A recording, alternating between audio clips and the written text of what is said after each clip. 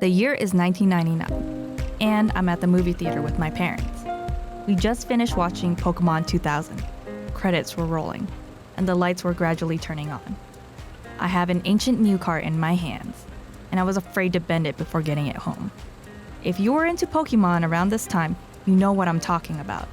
Mew was a super rare Pokemon. People shuffled past, their steps marked by heavy stomps, crunching popcorn and cups of soda with ice. I was too busy admiring my card to really notice, until a group of kids younger than I was walked by and mockingly said, "Ching chong ting tong," to me and my family. Not sure if my parents noticed or not, but I definitely did. A fun day at the movies quickly became more of the same. Even as a preteen, I remember getting frustrated by these situations. I had to let things go for the sake of keeping the peace.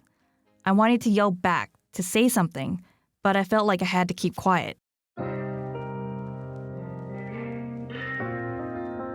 Throughout my life, there have been many instances of commentary, glances, or unintentionally harmful questions that have made me feel less than. Why is that, as an American, I have to constantly prove that I belong here? Why are my interactions with strangers something to be assumed based on what I look like?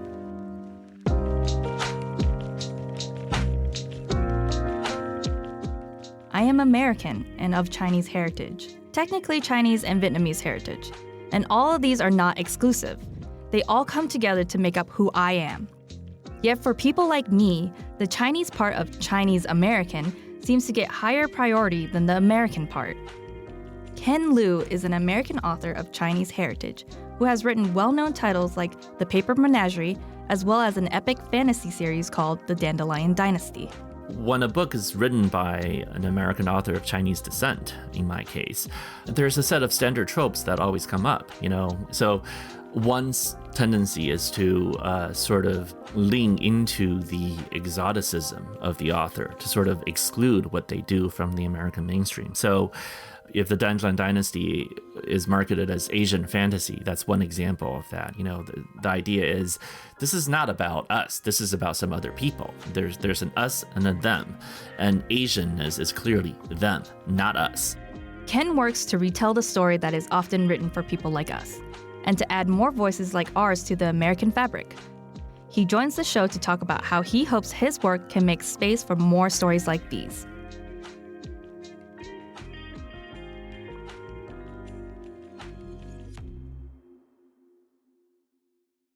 Hi, Ken. Wanted to talk to you about a couple of short stories from your collection, The Paper Menagerie. I guess for these two, I kind of wanted to get your input on what your intentions behind these stories were. So All the Flavors and the main title of the book, Paper Menagerie. In All the Flavors, you have the character of this little girl, and her family owns a grocery store, and then they live in Idaho, where a lot of Chinese men had come to work in the mining industry, and she befriends them, and it becomes a whole thing. What was kind of like your thought process for going through the story and kind of relating it to one of the main characters, Logan, to a Chinese legend? Yeah. So, Christina, thank you, first of all, for having me be part of the podcast. So, to talk a little bit about All the Flavors, might be good to just sort of go back and talk about how it came to be. So, All the Flavors started out as actually a law school paper. For those who don't know anything about my work, I'm Ken Liu. I'm a speculative fiction author. And I had two different careers before I became a writer, and one of them was as a lawyer. And while I was in law school, this is after I turned from software engineering to law, while I was in law school, my wife, who was my girlfriend at the time, and I took a trip out west, and we visited Idaho. And, she was a photographer, and she was very interested in photographing these old mining towns. And somewhat surprisingly, we found out that in Idaho, during the gold rush in the 19th century, there was actually a large American population there of miners who were of Chinese descent and Chinese origin. And that was very surprising to me because that is a part of the history of the ethnic Chinese in America that's not often discussed. I certainly didn't know anything about it. And turns out to be legally deeply interesting because this was before the passage of the Chinese Exclusion Acts. And Idaho Territory, which was not a state at the time, was governed under federal jurisdiction. So while the Chinese were not allowed to testify in court in California, they certainly were allowed to testify in Idaho Territory. And so they left a very fascinating history, a legal history there. And I decided that I would do a paper about this part of history. And so, I took advantage of the trip to gather a lot of material. And then I was lucky enough in law school to find somebody, Professor Parker, Richard Parker, who was willing to supervise me in writing a creative paper. I didn't want to go into legal academia, and so I was not particularly interested in writing a law paper in the traditional sense. I wanted to do a creative paper that would integrate this part of history into a piece of fiction. So my primary interest has always been the idea of American identity and the nature of what it means to be American. And I ended up using this particular story to explore the idea of Americanness. And it's always been very interesting to me because the story, All the Flavors, ends up being sort of a meta-narrative. I often ask and just sort of listen to how people describe the story. And it's very interesting to hear the way people describe it, both in America and abroad. So when I was when the story was translating to French, I remember one of the commentators describing the story as a group of Chinese miners and their interactions with Americans, which to me is deeply interesting because it turns out that many of the white characters in my story are not Americans either. They're Irish or whatever. And yet, when non-Americans or even some Americans, when they describe the story, they instinctively describe it as Chinese versus Americans, as though white people are by default always American, no matter what their identity is. And ethnically Chinese people are always not American, no matter what their identity is, which is directly contrary to the point of the story. The point of the story actually is that these miners consider themselves Americans, because why not? Idaho Territory was taken away from the indigenous population. But this was right after the Civil War. So freed enslaved people, native-born settlers in America, white settlers and non-white settlers, and immigrants from China were all in this territory trying to make a life for themselves, trying to figure out how to create a shared society. This part of history is deeply interesting and important because the ethnically Chinese population made up 40% of the population of Idaho Territory. They were incredibly important in the building of Idaho. Now, they were essentially all erased as a result of the Chinese Exclusion Acts, but they were no less American than the migrants who moved from the East Coast, than new immigrants coming over from Europe, than the freed, formerly enslaved people who came into Idaho. They were all Americans, as well as the indigenous population of Idaho Territory who stayed on and became part of the history of the territory as well. Over and over again, a refrain in All the Flavors is the idea of this interaction of cultures and the construction of a new American identity from the confluence of all of these cultures. It is not a story about how white people are default always Americans and non-whites are not. In fact, the story is very much the opposite, but it's very interesting to me to constantly see commentators who read the story and seem to just miss the point and to describe it in a way that is directly contrary to literally what the story is about. Do you find that you find a specific type of group is more likely to go that route? I don't know how I want to word that. Do you find that when you did the translation for that, when they translated it, that, it was Chinese versus other, do Do you get that same reaction from like other Asian countries, or is it just kind of across the board? I think that's actually, I'm not sure I can make generalizations. I will say that the exclusion of Americans of Asian descent from the American identity is fairly prevalent and across the board. I have encountered from all groups, including from Asian immigrants themselves, this persistent internalized racism of exclusion. It's as though the Chinese Exclusion Acts have never been repealed. This idea that if you're of Chinese descent, you're automatically not American. It's a deeply ingrained part of American racism, and it's a deep part of this country's fabric and history. However, that doesn't mean that it's universal or unchanged. I think oftentimes when I point out the issue and people consciously think about it, they recognize the issue, and they try to think about why that is and what we can do to correct these historical legacies. But, we've been dealing with this sort of thing for hundreds of years. In the same way, you cannot solve racism within, just by an act of will and in a generation. It's not something that you can just sort of snap a finger and make it go away.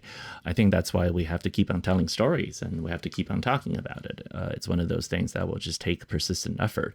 When we talk about the paper menagerie, it's the same thing. When people summarize the story, they always summarize it incorrectly by assigning labels to people that are just not correct labels.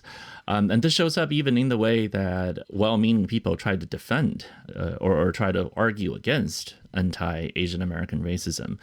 The sort of argument that Asian Americans, many of them are born in this country. That's just not a very good defense, because it implies that being born in this country applies some sort of special status.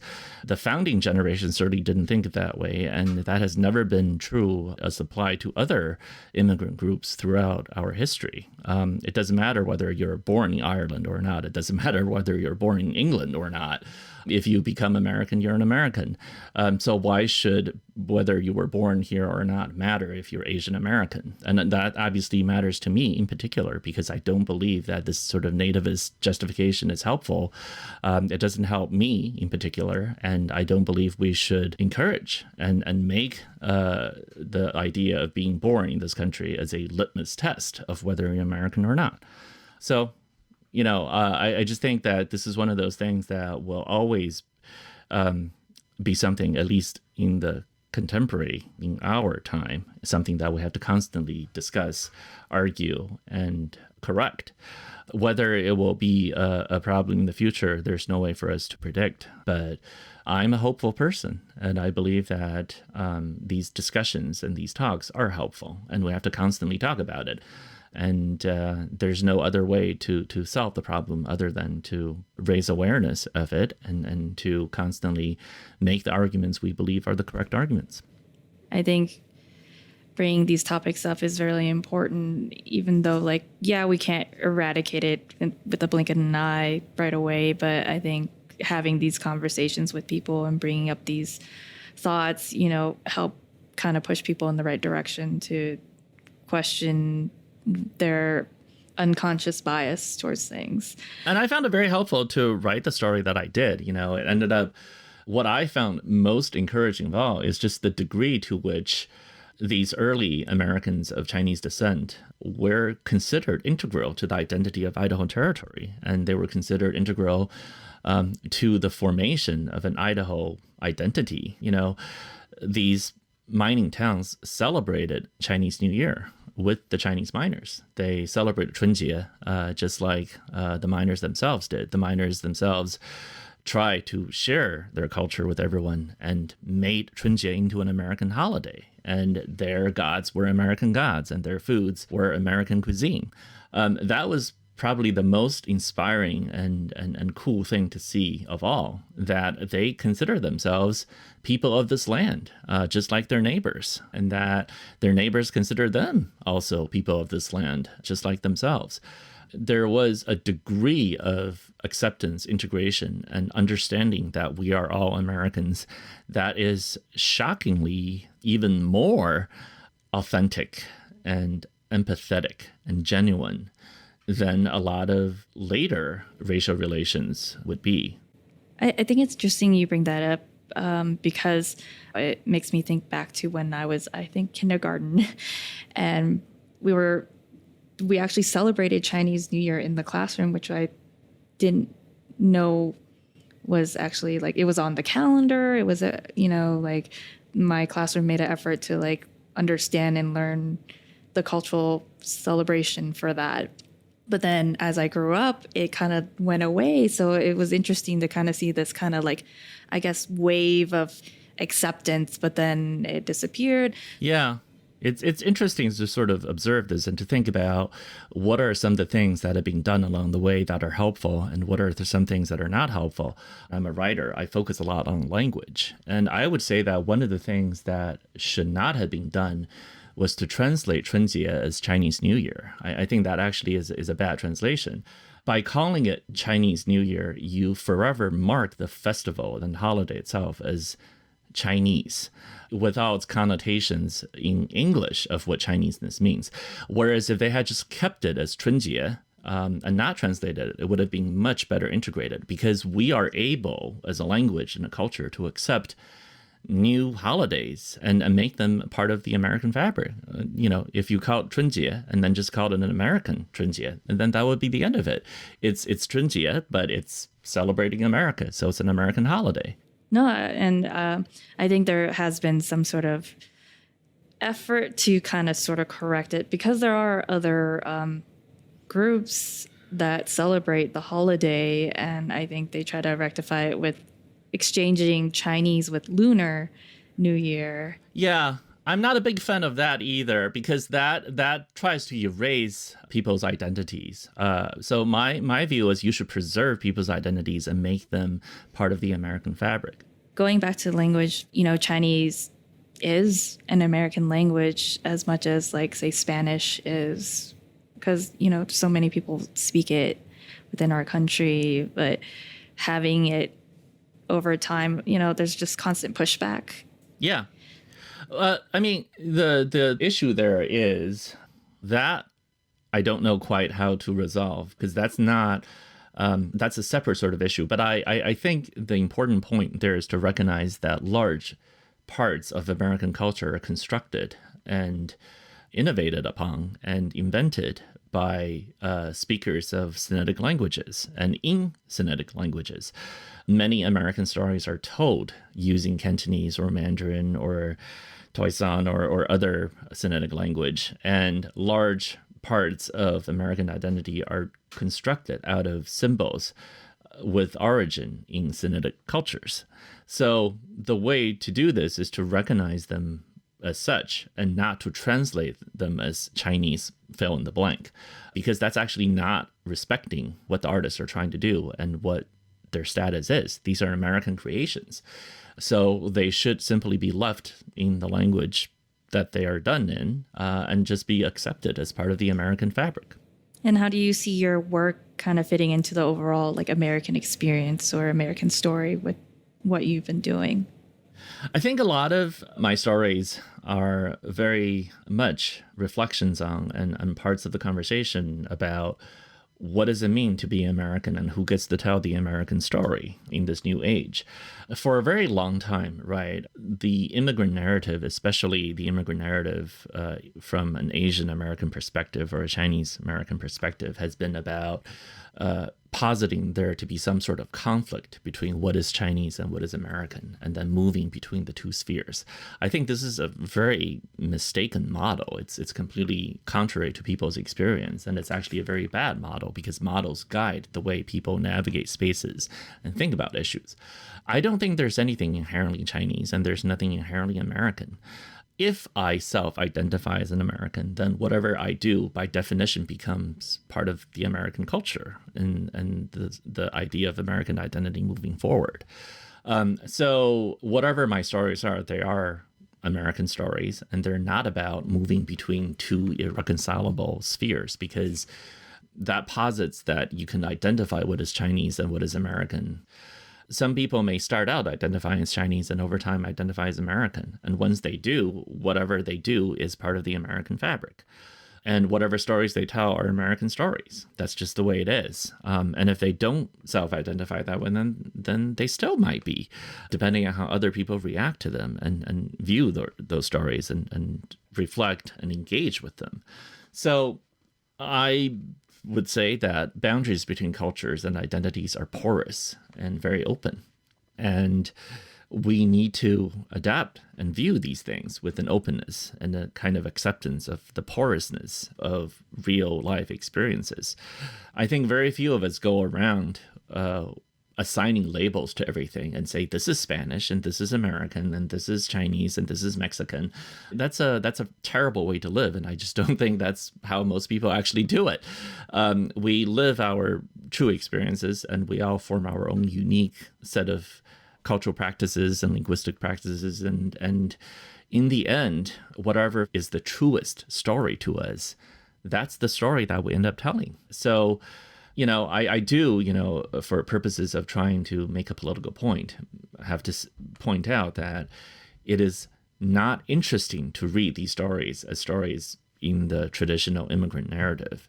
It's much more interesting to read these stories as disruptions to the standard immigrant narrative and as stories that question the very existence of a distinction between Chinese and American, as stories that posit a fundamental subversion of these tropes. And they are stories about the emergence of a new American identity, an identity that is inclusive, multilingual, and multicultural, and truly reflective of the reality of the American chorus, which is no longer a singular story, but a story told by many, that nonetheless share a sense of this space and this collective story that we're trying to tell. Yeah, and I think one of those stories, the Paper Menagerie, how did you come about that story and how it fits into what we're talking about? Yeah, that story, it started out because there was a call for submissions from an anthology for stories about magic users or wizards. And I wanted to write a story about a magician that is very different from your typical vision of a wizard. So I thought of the character of the mom. And that's largely influenced because I was reading these narratives, personal narratives, by women who would be commonly called mail-order brides, meaning women who came to America as a result of introduction services. And they're usually from the global South.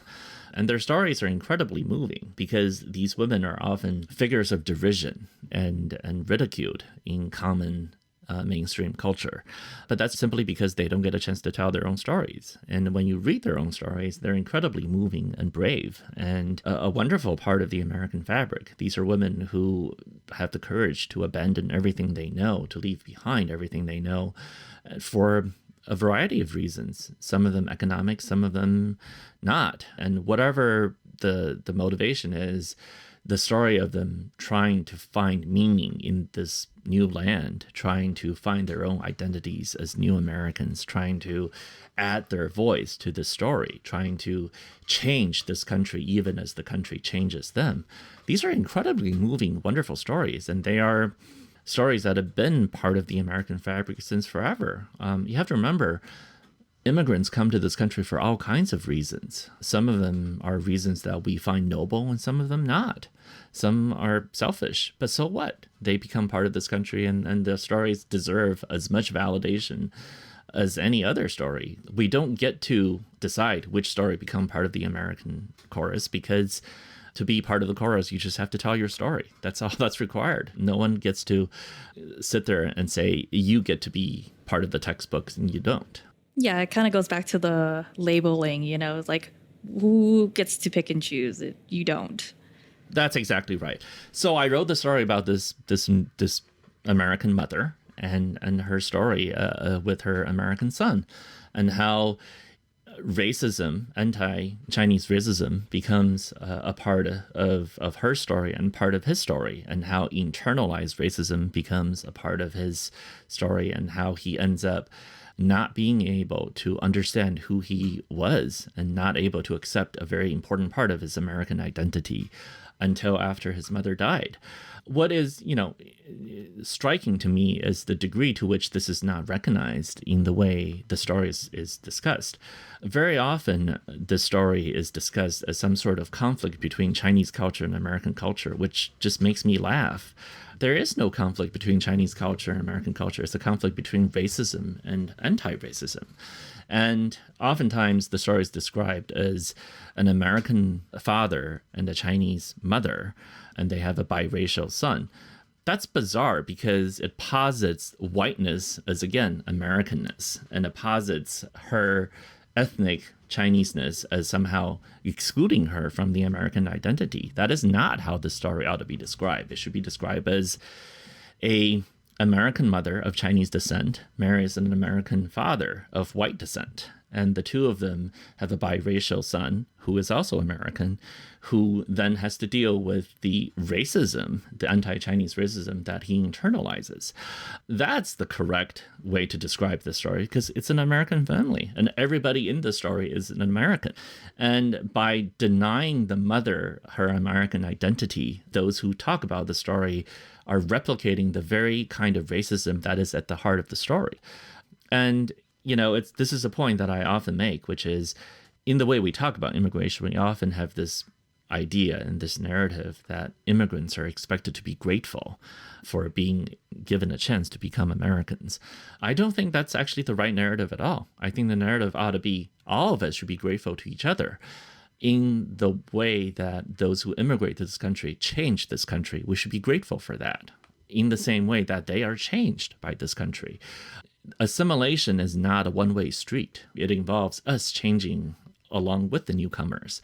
There's no reason for us to expect that things will stay exactly the same. If we welcome others to join us, then we should expect to be changed by them as well. And a lot of the conflict in this country is precisely because there is a segment of the population that believes that only newcomers should change. But that's ridiculous. Why should that be? We should be grateful to the immigrants in the same way that immigrants should be grateful to those who are already here. We should be grateful to each other. It is because we change each other that we can build something new. Out of many, one does not mean you get to change and we stay the same. It means we all change. Yeah, we can kind of see like assimilation as a way to grow together into something new and wonderful versus, I guess if you want to think about it, kind of like a bad relationship, someone's like constantly trying to be better and change their ways, but then there's the person who's over here being stubborn and like, no, my way is right. And this relationship is going to be terrible if it continues the route that it's going to go. Exactly. So I view this as the anti-colonial, anti-racist narrative of assimilation, which is a two-way street. Assimilation is not about just one side, whatever that may be, giving up something. That's not how that works. It's about all of us changing and growing, like you say, together. I think that's a much more interesting, fun, encouraging, productive, empathetic narrative. It shifts away from the tired old story that we're all sick of. And we need a new story. A new story is ultimately the best antidote against being stuck in historical patterns that are just not productive. Yeah, and while you speak of new histories and moving forward, I'm interested in hearing you talk about your completion of your series, The Dandelion Dynasty, because that's kind of where that goes, right? Yeah, thank you. So I spent a decade working on this giant epic fantasy series, which I call Silkpunk. So to briefly describe it, it's a 4-volume epic fantasy that's about a history of a people. And the idea here is this is a secondary world in which there are no wizards, but engineers both of machines and also engineers of societies. It's about a violent political upheaval. It's about war. It's about invasion. It's about trying to live with a history of past atrocities. Now, this should sound very familiar because this is the story of America. It's the story of the emergence of a multicultural, multilingual country like the United States that has points of pride as well as original sin. There are parts of our history that we should be extremely proud of, and there are parts of our history that we need to work really hard to correct the injustices of. And I wrote the story largely because I was inspired by the way we tell the story of America. So even, from the days of the founding generation, America has had a tendency to reimagine itself and to retell its story in terms of Rome, as an example. We have a tendency to retell our story and to tell our story as a kind of Rome punk, if you will. We imagine ourselves as a kind of a modern incarnation of Rome. And so if you go to Washington, D.C., right, our government buildings are constructed as copies of Roman temples. We style our political institutions as senators, and we speak about our own republic in a lot of ways by reference to Rome. We even speak about our own military and foreign policy decisions by comparison to Roman decisions, and we worry about our republic going down the same route as Rome. Now, this is very natural, and it makes a lot of sense, but it also sort of constrains us.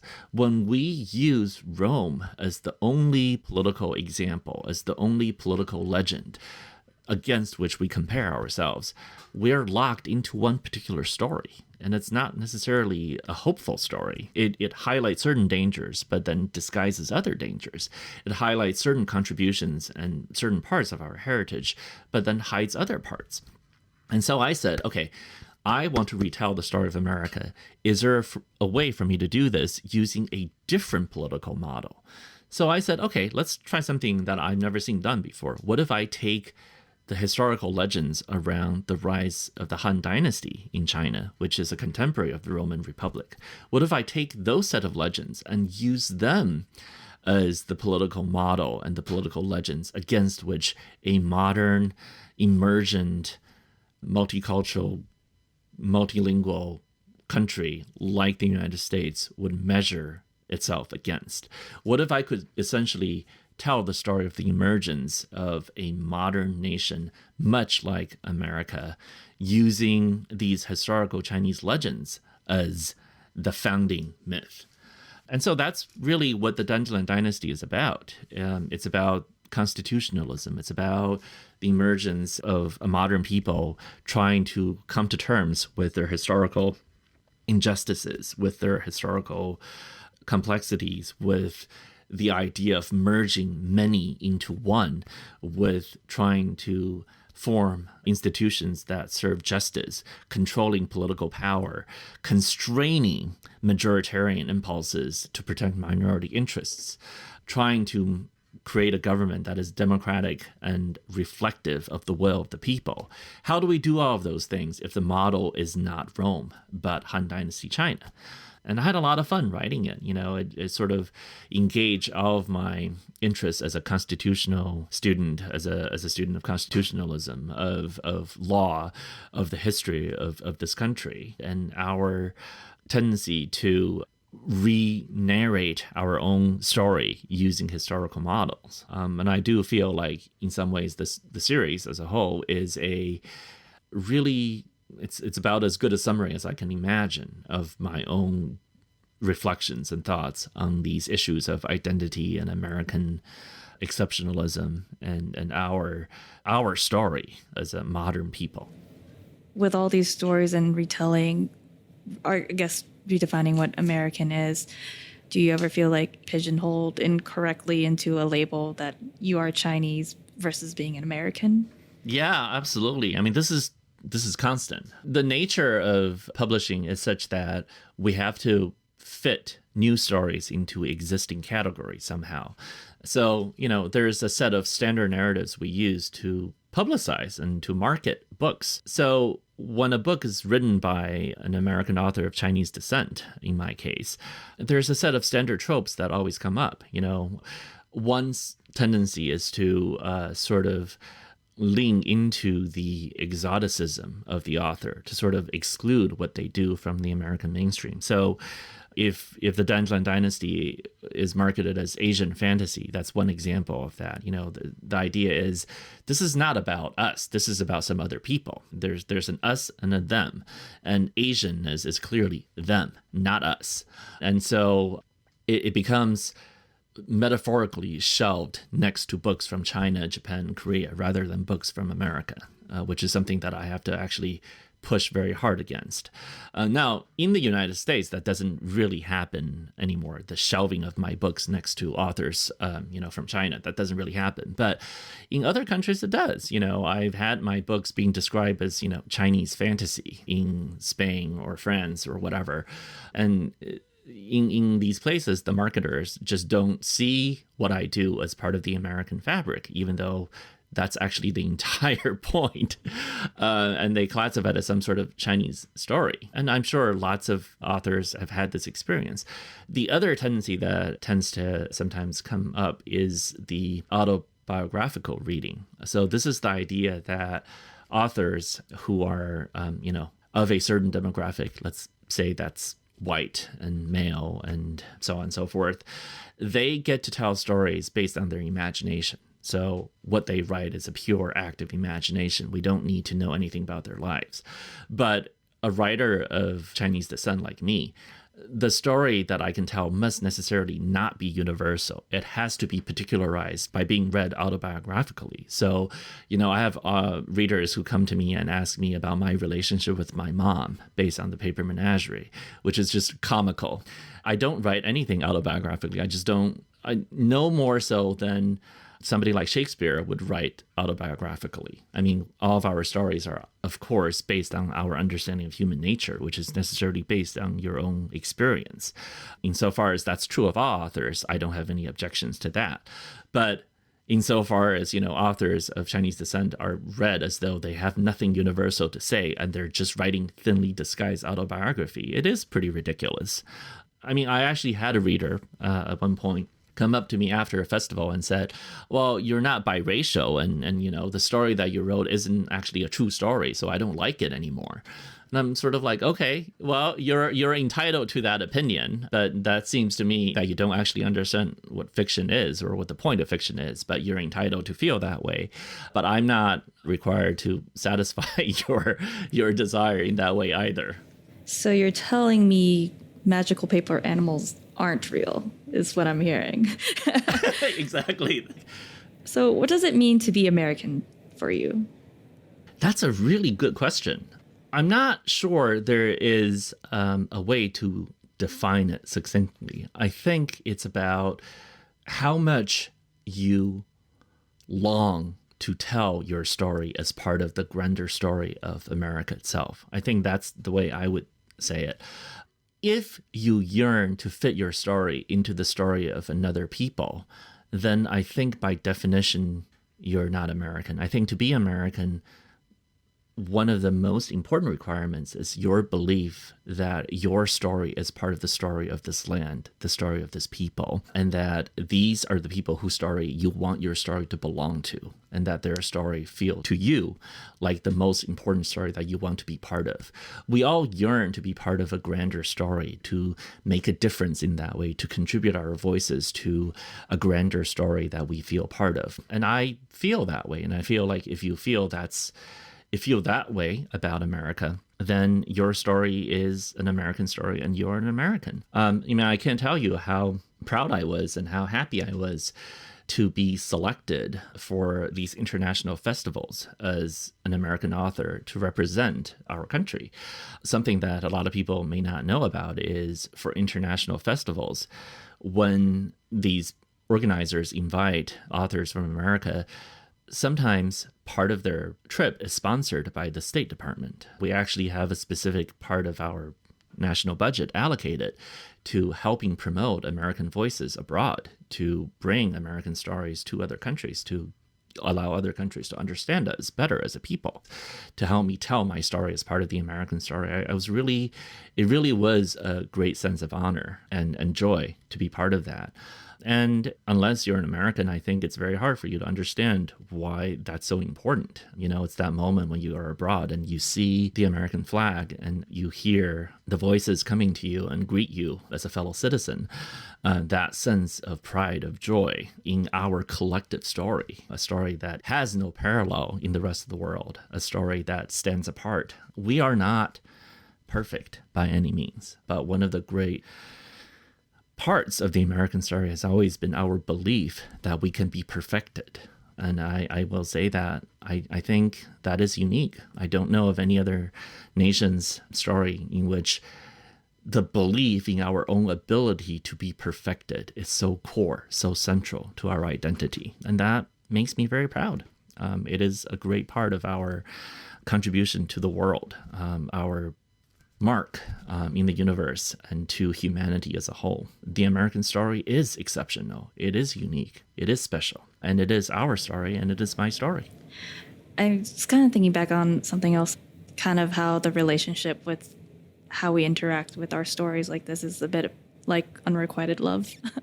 Yeah. So there's this, this is a point that's being made by poets from enslaved populations, indigenous poets, immigrant poets, Asian American poets since forever. A part of the American story is this deep, deep sense of unrequited love, right? So you've had James Baldwin and so many other poets historically who have written odes to America in which the primary emotion is, I love this country, but the country does not love me. And my fundamental answer to that is, sometimes that's just the way it is. And that is part of the imperfection and part of the historical injustice of our national story. But it doesn't have to be that way always. The unrequited love that some of us have for this country is not a permanent state of things. In the same way that there will be a moment when we look back on these past voices and love them back, future generations may love us back, even if our love for the country is unrequited at the moment. I think that's one of the great hopes and one of the great unique aspects, again, of the American story, that the sense of unrequited love, the sense of injustice, the sense of we love the country, but the country does not love us, can be temporary, but it is not permanent. The story of this country changes. Who gets to tell the story of America, who gets to be considered an American, changes over time. And we cannot be erased and we cannot be forgotten. Our love for this country will be recognized one day. And that is also a great sense of hope. And also, the fact that we love the country does not require being loved back to make it valuable, to make it real, to make it true. In the same way that so many generations of descendants of the enslaved and the colonized, the conquered, and the oppressed have loved this country without having their love being returned. But that's not a permanent state of affairs. You know, I think only if you give up on this country does that state of affairs persist. As long as you don't give up, the love will be real, and it will be recognized. It will have its beauty celebrated. The promise made in the Declaration of Independence and in our Constitution will be fulfilled. You know, at the moment of its founding, we knew it was not fulfilled for everyone. And again, we are not a perfect country, and we know that. But we believe in the perfectibility of our nation, and we believe in dreams. Generations and generations of people have loved this country and professed their love for this country while that country did not love them back at the moment. And we have faith that the dream will come true and that this is not a permanent state of affairs. That was my conversation with Ken Liu, American author of The Paper Menagerie, The Hidden Girl, and the recently completed Dandelion Dynasty series. Learn more about Ken and his work at his website, kenliu.name. That's KENLIU.NAME. He's also on Twitter and Instagram. His story Good Hunting has been adapted as an episode in Season 1 of Netflix's adult animated series Love, Death, and Robots. And he has also won the Nebula, Hugo, and World Fantasy Awards for his fiction. For more information on this episode and the series, head to pbsreno.org/Refugee's Daughter, and a special thank you to Ken for joining the show. Subscribe to Refugee's Daughter wherever you listen to podcasts and give the show a rating and review. I'm Christina Lee, and thanks for listening.